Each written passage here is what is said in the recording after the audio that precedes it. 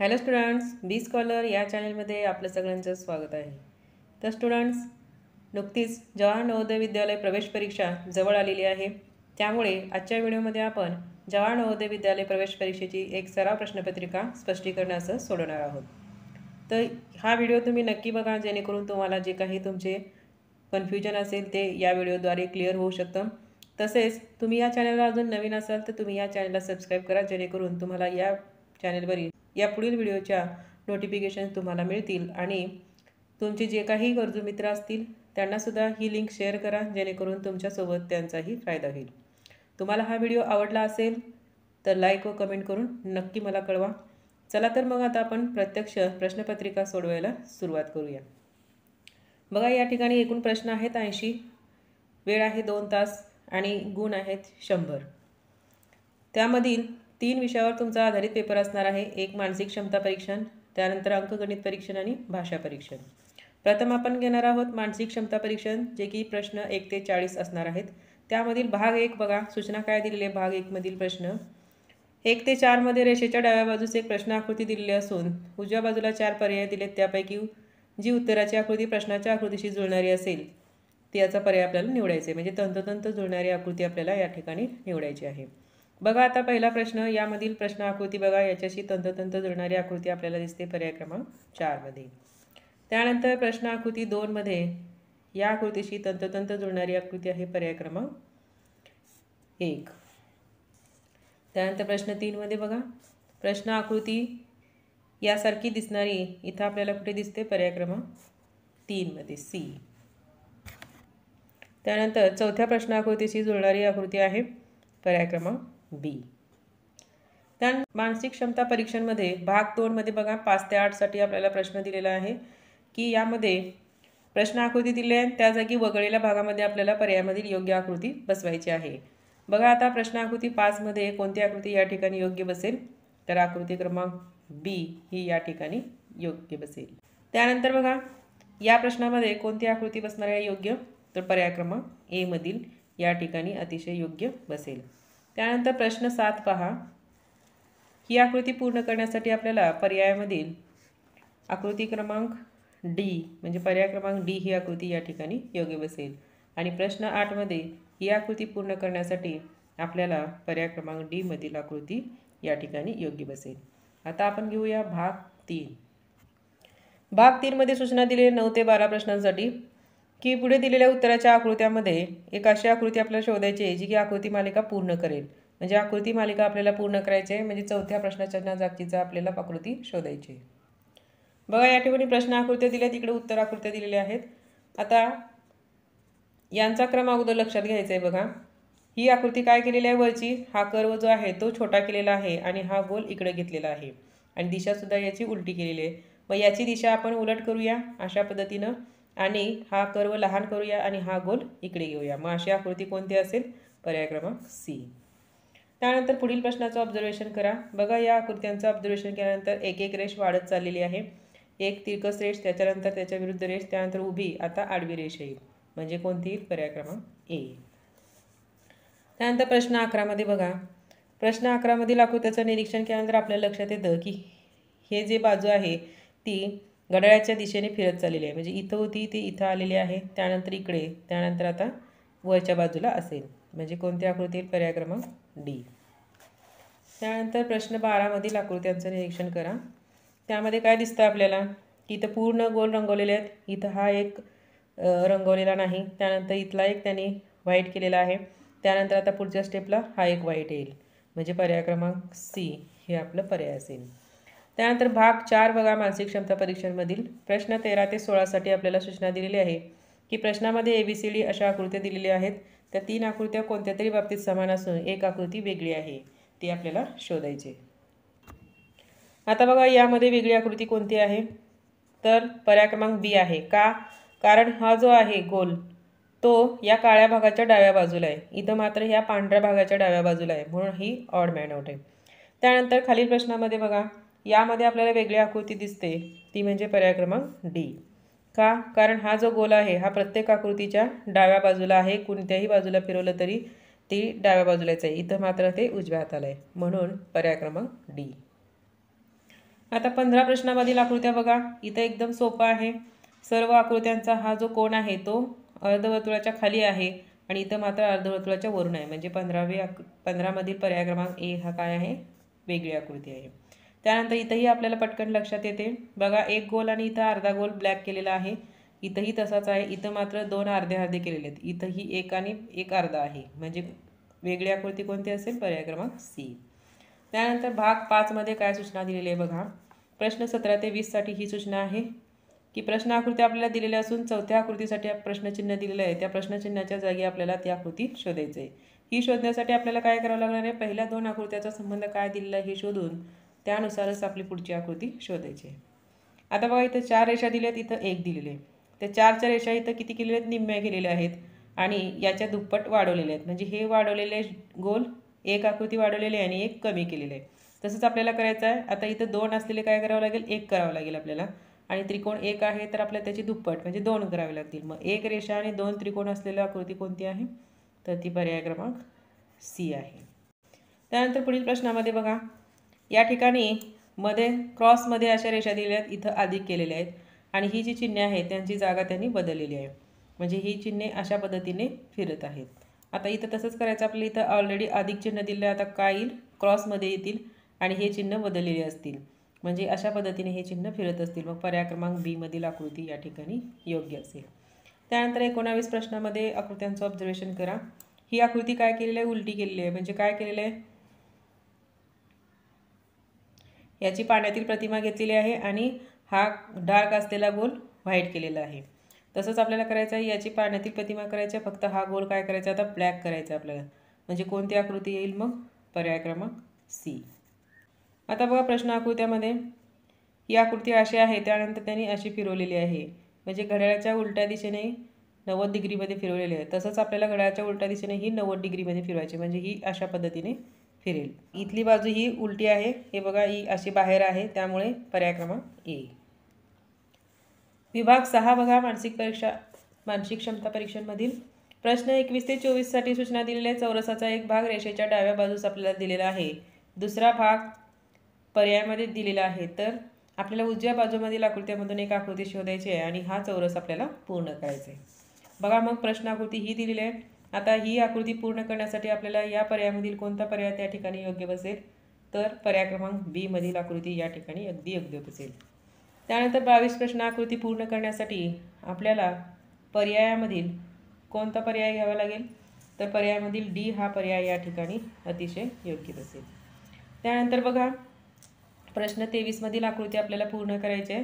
त्यासाठी आपल्याला पर्यायामधील ए नंबरची आकृती त्या ठिकाणी घ्यावी लागेल आणि 24 प्रश्न आकृती पूर्ण करण्यासाठी आपल्याला उत्तर आकृत्यामधून पर्याय क्रमांक सी मधील आकृती आपल्याला त्या ठिकाणी घ्यावी लागेल, जेणेकरून योग्य आकृती बसेल. आता भाग 7 साठी सूचना दिलेली आहे बघा. 25 ते 30 साठी सूचना आहे. ही एक प्रश्न आकृती आहे. उजवीकडे 4 उत्तर आकृती आहेत. त्यापैकी उत्तर आकृतीत प्रश्न आकृती आपली लपलेली आहे, ते आपल्याला शोधायची. बघूया आपण. बघा, आता ही आकृती दिलेली आहे. ही कोणत्या आकृतीमध्ये लपलेली आहे ते आपल्याला शोधायचं आहे. आता ही आकृती आपल्याला आकृती सी मध्ये लपलेली दिसते. त्यानंतर 26 प्रश्न आकृती ही आपल्याला यामधील ए आकृतीमध्ये लपलेली दिसते, कारण हे असे कर्व फक्त या आकृतीमध्ये आपल्याला दिसतात. त्यानंतर बघा, ही प्रश्न आकृती कोणत्या आकृतीत लपलेली आहे, तर आपल्याला ही प्रश्न आकृती बी मध्ये लपलेली दिसते. त्यानंतर बघा, ही जी आहे ती आपल्याला ए मध्ये लपलेली दिसते, पर्याय क्रमांक ए मध्ये. त्यानंतर बघा, पुढील सूचना काय दिलेली आहे भाग 8 साठी. ती सूचना आहे प्रश्न 29 ते 32 साठी. काय आहे सूचना, आकृतीत दाखवल्याप्रमाणे कागदाच्या एका तुकड्याला दुमडून काही ठिकाणी तो पंच केला आहे, म्हणजे कापला जातो. तर कागदाची ही घडी उलगडल्यावर आपल्याला कागद कसा दिसतो हे पर्यायापैकी आपल्याला शोधायचं आहे. तर बघा, या ठिकाणी हा कागद त्यांनी घेतलेला आहे. आता त्याच्या घड्या घातलेल्या आहेत त्यांनी. बघा, तर आपल्याला उत्तर आकृती येणार आहे पर्याय क्रमांक सी, कारण ही बाजू या बाजूवर आपल्याला बसवायची आहे. म्हणजे घडी उलगडलेली दिली आहे त्यांनी घडी आपल्याला घालायची आहे. त्यानंतर बघा प्रश्न 30मध्ये आता याची घडी घातल्यानंतर आपल्याला आकृती कशी दिसणार आहे. तर या आकृत्यांची घडी घातल्यानंतर आपल्याला सी मधील प्रमाणे आकृती दिसेल. ही त्रिकोण असा उलट या बाजूला देईल आणि हा गोल याच्यावरती येऊन बसेल. आता प्रश्न 31मध्ये बघा या आकृतीची घडी घालायची आपल्याला. तर आपल्याला उत्तर आकृत्यामध्ये कशी दिसेल तर पर्याय क्रमांक बी मधील प्रमाणे दिसेल. अशी आपल्याला घडी घालायची वर.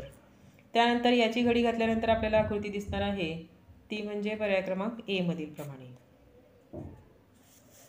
बघा आता कारण ही घडी अशी इकडून घालायची आहे.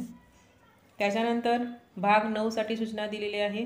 33 ते 36 साठी प्रश्नासाठी 33 ते 36 प्रश्नासाठी सूचना आहे की डावीकडे एक प्रश्न आकृती दिलेली आहे आणि उजवीकडे उत्तर आकृत्या दिलेल्या आहेत. तर प्रश्न आकृती समोर ठेवलेल्या आरशातील प्रतिबिंब आपल्याला शोधायचे आहे. आता या प्रश्न आकृतीचं आरशातील प्रतिबिंब आहे ते म्हणजे पर्याय क्रमांक 1. ऑब्झर्वेशन तुमचं बारीक असलं पाहिजे. प्रत्येक छोट्या छोट्या रेष चिन्हांकडे आपण लक्ष दिलं पाहिजे. बघा आता प्रश्न आकृती 34मध्ये बघा 34 प्रश्नामधील आरशातील प्रतिमा आहे पर्याय क्रमांक 1. हा प्रश्न आपल्याला अगदी सोपा वाटतो परंतु तितकाच कन्फ्युजनचा असतो. फक्त यामध्ये बारकाईने निरीक्षण करणं गरजेचं आहे.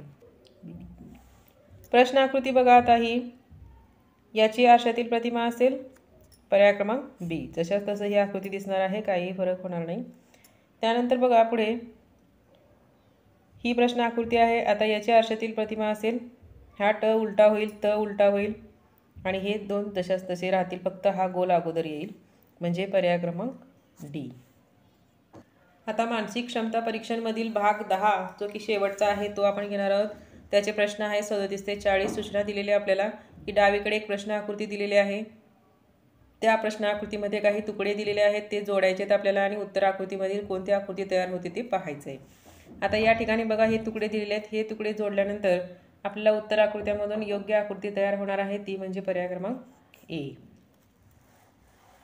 त्यानंतर बघा प्रश्न आकृती 4 तुकडे दिलेले आहेत या ठिकाणी. आता हे आपल्याला जोडायचे आहेत आणि आपली आकृती तयार होणार आहे पर्याय क्रमांक बी मधील. 39 प्रश्नामधील तुकडे बघा आणि पर्याय बघा त्यामध्ये कोणती आकृती योग्य बसेल ते शोधायचे आहे आपल्याला. तर या ठिकाणी सी बसेल. गोल थोडासा छोटा दिलेला आहे पण आहे वर्तुळ आहे त्यामुळे आपण ती आकृती करूया. आता प्रश्न आकृती 40 हा मानसिक क्षमता परीक्षेमधील शेवटचा प्रश्न आहे. तर हे तुकडे जोडल्यानंतर आपल्याला आकृती मिळणार आहे पर्याय क्रमांक सी. परीक्षेमधील महत्त्वाचा विभाग सुरू होतो आहे अंकगणित परीक्षण. त्यामध्ये प्रश्न असतील 41 ते 60. या प्रश्नासाठी 4 संभाव्य उत्तरे आहेत आणि त्यापैकीच एक उत्तर आपल्याला निवडायचं आहे. बघा त्यामधील पहिला प्रश्न दिलेला आहे खालीलपैकी कोणत्या गटात कमीत कमी मूळ संख्या आहेत म्हटलेलं आहे. आता प्रत्येकामधल्या मूळ संख्या आपल्याला शोधाव्या लागतील. पहिला आहे 25 ते 35. यामध्ये किती मूळ संख्या आहेत. आता यामध्ये फक्त आपल्याला 2 मूळ संख्या देतात, एक 29 आणि दुसरी 31. त्यानंतर 15 ते 25 मध्ये जर आपण पाहिलं तर त्या ठिकाणी 3 मूळ संख्या दिसतात आपल्याला 17, 19 आणि त्यानंतर 23. 40 ते 55 मध्ये 4 मूळ संख्या आहेत 41, 43, 47 आणि 53. आणि 10 ते 30 मध्ये 6 आहेत 11, 13, 17, 19 ह्या 4 झाल्या 20 पर्यंतच्या आणि त्यानंतर 23 आणि 29. म्हणजे कमी मग सगळ्यात मूळ संख्या कशामध्ये आहेत पर्याय क्रमांक ए मध्ये. चौरसा एवढे क्षेत्रफळ असणाऱ्या आयताची रुंदी 9 सेंटीमीटर आहे. जर चौरसाची एक बाजू 15 सेंटीमीटर आहे तर आयताची लांबी किती. सोडूया आपण. सूत्र माहिती पाहिजे याला. आता चौरसाचे क्षेत्रफळ असणारी आयताची रुंदी 9 सेंटीमीटर आहे म्हटलेलं आहे. म्हणजे आयताचं आणि चौरसाचं क्षेत्रफळ तेवढंच आहे. त्यावरून आपण काय करूया वर्तुळाची एक बाजू दिली आहे चौरसाचं क्षेत्रफळ काढून घेऊया. चौरसाच्या क्षेत्रफळाचं सूत्र काय आहे बाजूचा वर्ग म्हणजे काय 15चा वर्ग. 15चा वर्ग किती होतो 225. म्हणजे 225 चौरस सेंटीमीटर हे जे आलेलं आहे ते आयताचं सुद्धा क्षेत्रफळ आहे. आता आयताचं क्षेत्रफळ बरोबर आपल्याला सूत्र माहिती आहे काय आहे लांबी गुणिले रुंदी.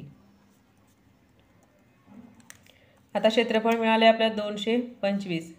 लांबी आपल्याला काढायची आहे आणि रुंदी दिलेली आहे 9 सेंटीमीटर. एक बाजू आयताची रुंदी किती दिलेली आहे 9 सेंटीमीटर.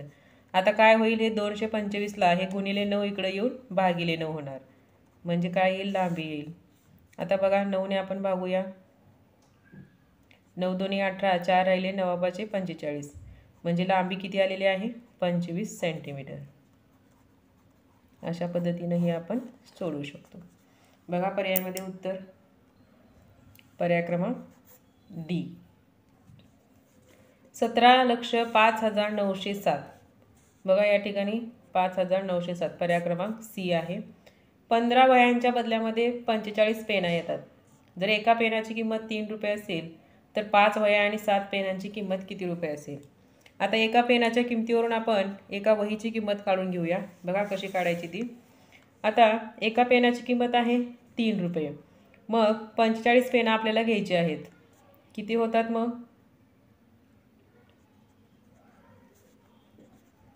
यांचे रुपये किती झाले? एवढे होतात. गुणाकार करा अथवा न केलं तरी चालतं आपल्याला. बघ करूया आपण. 135 रुपये होतात. कशाचे? 45 पेनाचे. मग त्या बदल्यामध्ये काय 15 वह्या येतात. म्हणजे 15 वह्याची किंमत किती आहे? 135 रुपये बरोबर 15 वह्या. मग एक वही किती रुपयाला असेल? काय करावं लागेल आपल्याला? भागाकार करावा लागेल. 135 भागिले 15 किती येतो? 9. म्हणजे 9 रुपयाला एक वही. एक वही 9 रुपयाला आहे. मग आता आपल्याला काय करायचं आहे? 5 वह्यांची किंमत काढायची आहे. 5 वह्या बरोबर किती होईल मग? 5 गुणिले 9 45 रुपये आणि 7 पेन. एक पेनची किंमत 3 रुपये आहे. 7 गुणिले 3 7 × 21 रुपये. मग या दोघांची मिळून किती किंमत झाली बघा? 6 66 रुपये. बघा पर्यायामध्ये आहे का? पर्यायामध्ये आहे. पर्याय क्रमांक बी. सुबोध जोशी आणि मंदार कुलकर्णी 5:45 वाजता सांताक्रूझ विमानतळावर पोहोचले. परंतु तब्बल 5.5 तासानंतर विमानाचे उड्डाण झाले. म्हणजे किती वाजता विमान उडाले? त्यांनी 5:45 वाजता पोहोचलेले आहेत आणि 5.5 तासानंतर विमानाचं उड्डाण झालेलं आहे. मग 5 तास म्हणजे किती वाजतात बघा? म्हणजे 11:15 5 तास झाले आणि त्यापुढील अर्धा तास म्हणजे 11:15. 11:15 वाजतील. परंतु कोणत्या वेळेचे? आता ते 5:45 वाजता सांताक्रूझ विमानतळावर पोहोचले परंतु तब्बल 3.5 तासांनी विमान उडाले. मग दुपारपूर्व म्हणजे 11:15 कधी वाजता? दुपारच्या अगोदर. म्हणून आपला पर्याय असेल दुपारपूर्व 11:15 वाजता. त्यानंतर बघा करणने दरमहा 1 रुपयास 5 पैसे या दराने 800 रुपये दशादशे 5 वर्षासाठी कर्जावर घेतले तर एकूण किती रक्कम परत करावी लागेल? आता काढूया आपण हे. 1 रुपयाला 5 पैसे दर आहे. मग आपले रुपये किती आहेत? 800. मग 800 रुपयाची किती होतात? 800 गुणिले 5 किती पैसे झाले बघा आता? एवढे पैसे झाले. म्हणजे त्याला जर आपण 100ने भागले तर किती होतात? 40 रुपये. म्हणजे 40 रुपये दर झाला. हा महिन्याचा दर आहे. दर महिना. आपल्याला वर्षाचा घ्यायचा आहे सूत्रामध्ये. म्हणजे 12 महिन्याचे किती होतात? 12 गुणिले 40 बरोबर 480 रुपये. म्हणजे दर वर्षाला तो किती रुपये? 480 रुपये घेतो. मग असे 5 वर्षाचे किती होतात? हे 1 वर्षासाठी 480 रुपये आपल्याला व्याज झालं.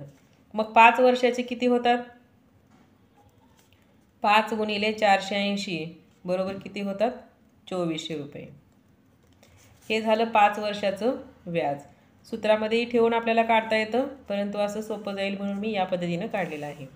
आता हे व्याज झालं. आपल्याला टोटल रक्कम किती द्यावी लागेल म्हटलेलं आहे. म्हणजे रास काढायची आपल्याला. रास बरोबर काय असते? मुद्दल अधिक व्याज.